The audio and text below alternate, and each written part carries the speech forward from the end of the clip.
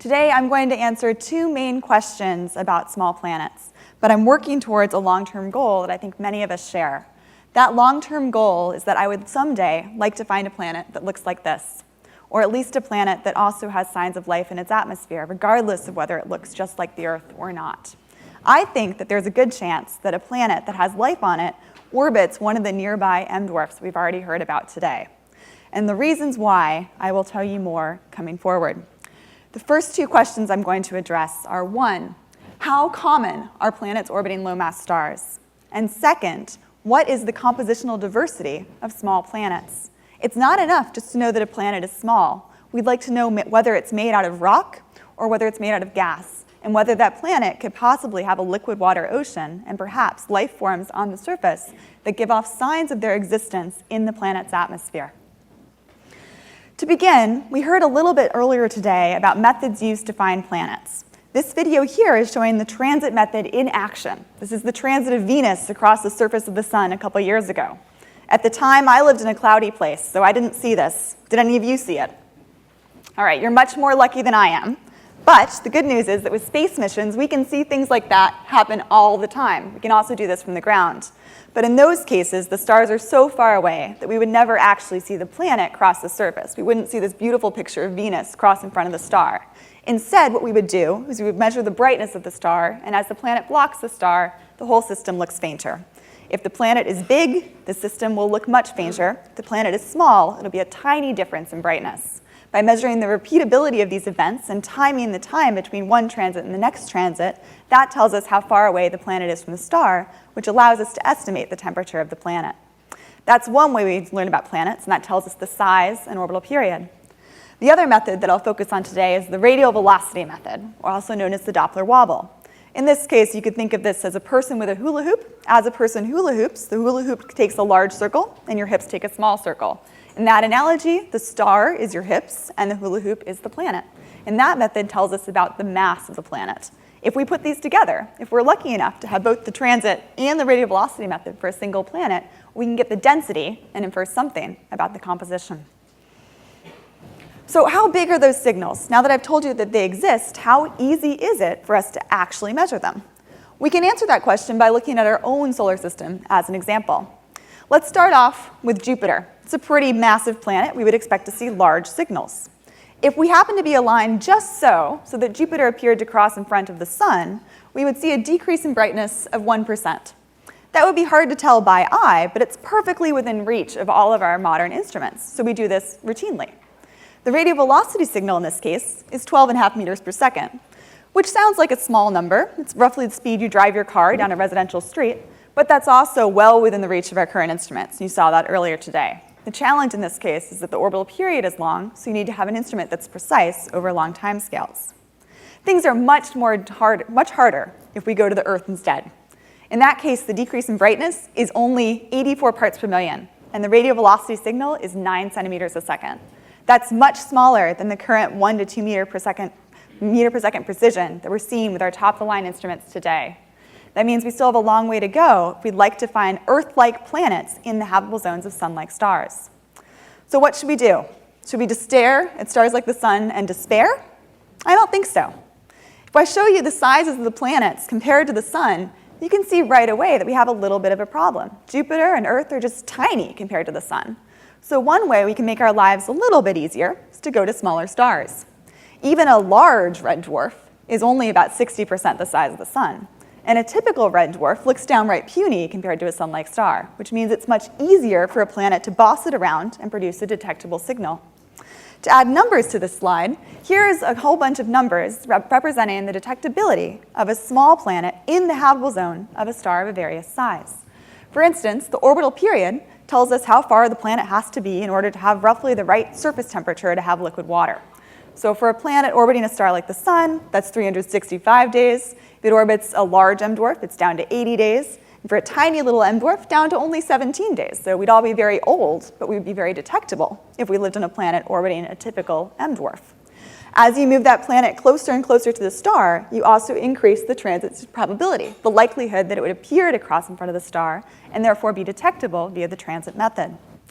We also know that that transit depth would increase as well as the planet gets larger and larger compared to the star, going from 84 parts per million all the way up to nearly 2,000 parts per million. And the radial velocity signal would skyrocket from 9 centimeters a second up to 85 centimeters a second, which is almost within the reach of our current instrumentation. So hopefully this slide convinces you that from a practical perspective, M-dwarf planets are the way to go.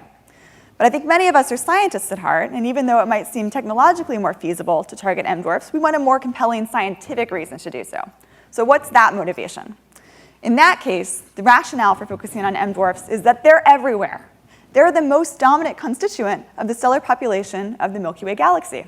So if we really want to understand the planetary population that surrounds us, we need to study planets orbiting red dwarfs. We can't just focus on stars like the sun, because we'd be missing the bulk of the stellar population.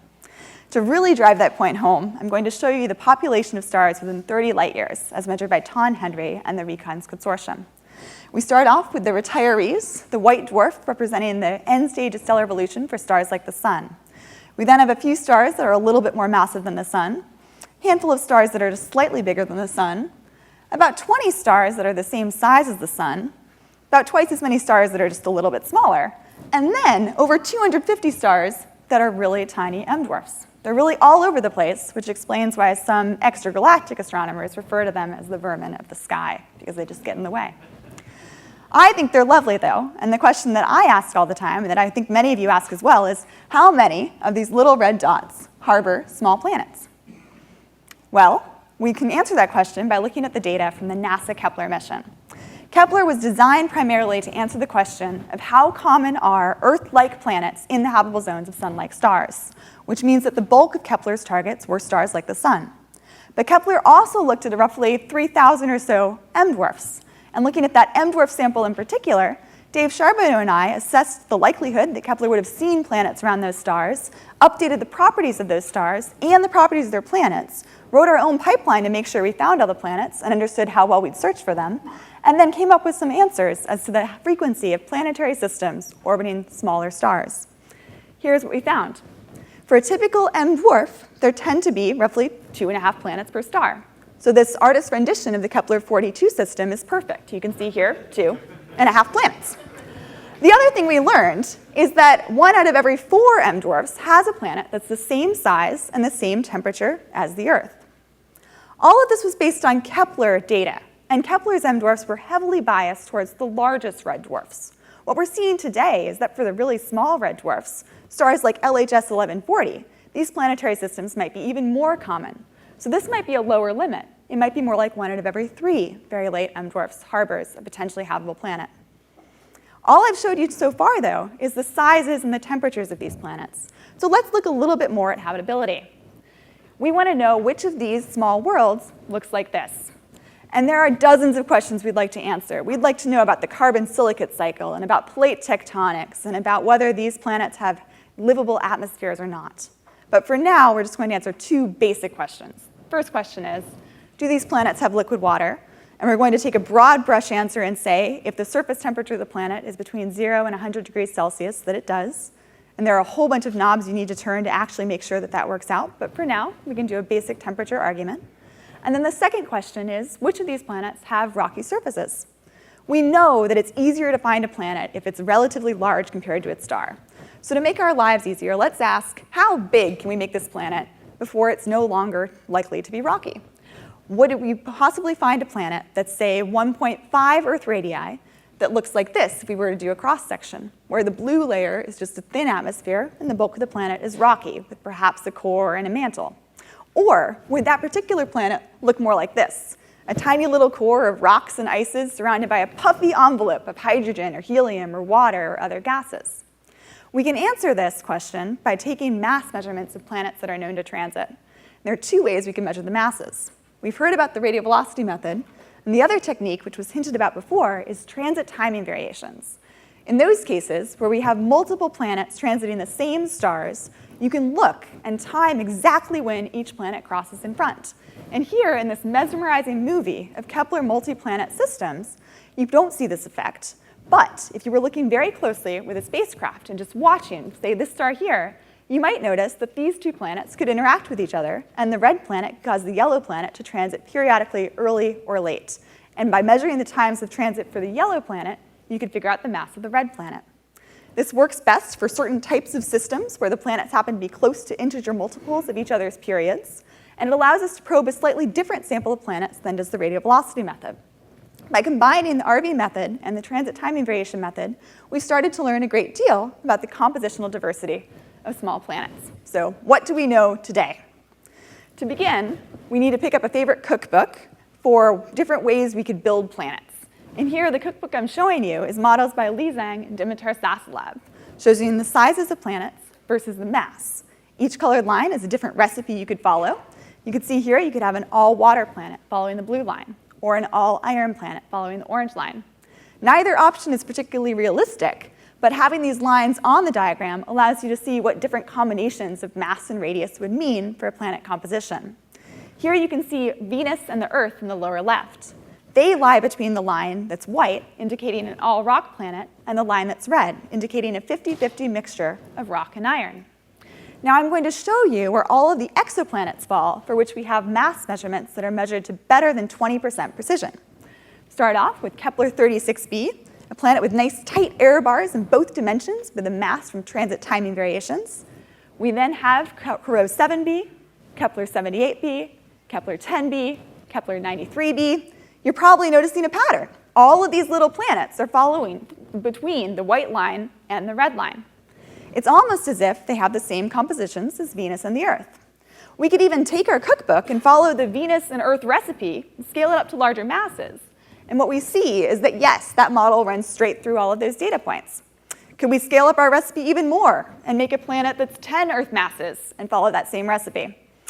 Doesn't really look like it for the most part. Most of the larger planets fall way above that line, indicating that they have lighter compositions that require a large admixture of volatiles like hydrogen and helium and water.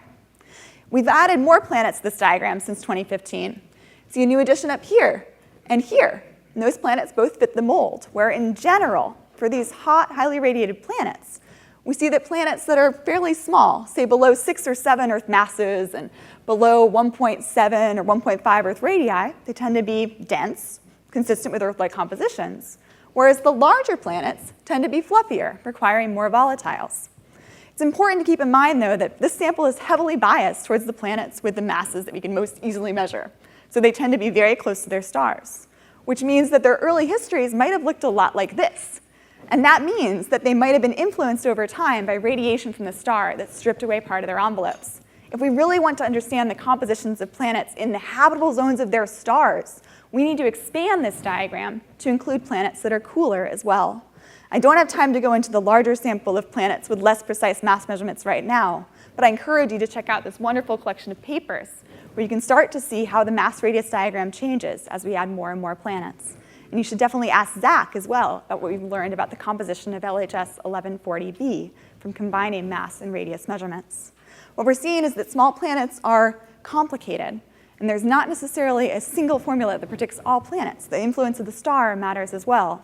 But if you had to place a bet, it would be pretty fair to say that if someone told you they'd measured a planet with a radius of 1.2 Earth radii, there's a decent chance that that planet has a rocky composition.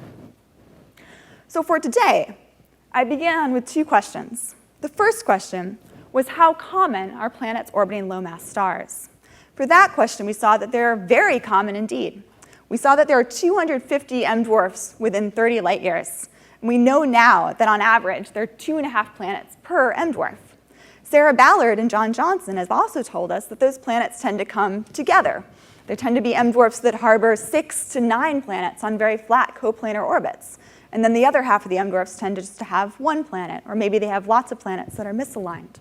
So once we find 1 planet orbiting a star, the odds are pretty good that if we kept looking, we might see another. We also know now that if we look at a particular M-dwarf, there's a 1 in 4 chance that that M-dwarf has an Earth-sized planet in the habitable zone.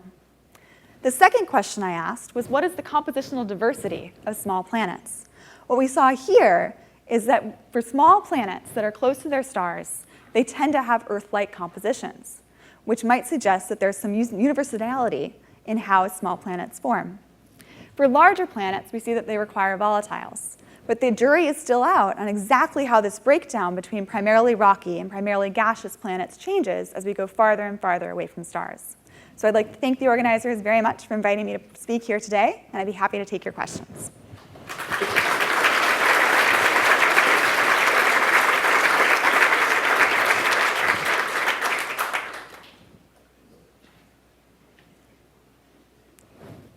Dimitar.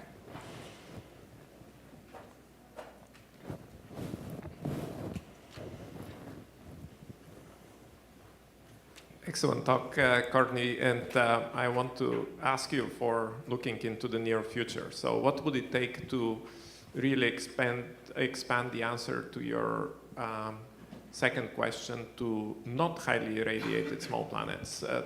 Do you think we can do this practically in the next 2 years? I think we're getting better all the time. Lars's paper, the Bukave et al. 2016 reference about Kepler 20, does expand out to cooler planets. And one of the advantages of going to smaller stars is that for the same orbital period coverage, we get cooler and cooler planets. So as these newer, redder spectrographs come online, I think we're going to add a lot of diversity to that plot. I'm excited to see what we learn with the combination of K2 tests, which provides brighter host stars, which is absolutely essential, and radio velocities in the future. Lisa? Or you can just go right down the row. So yeah, amazing talk, Courtney. I have a question, and I'm wondering about your input on this.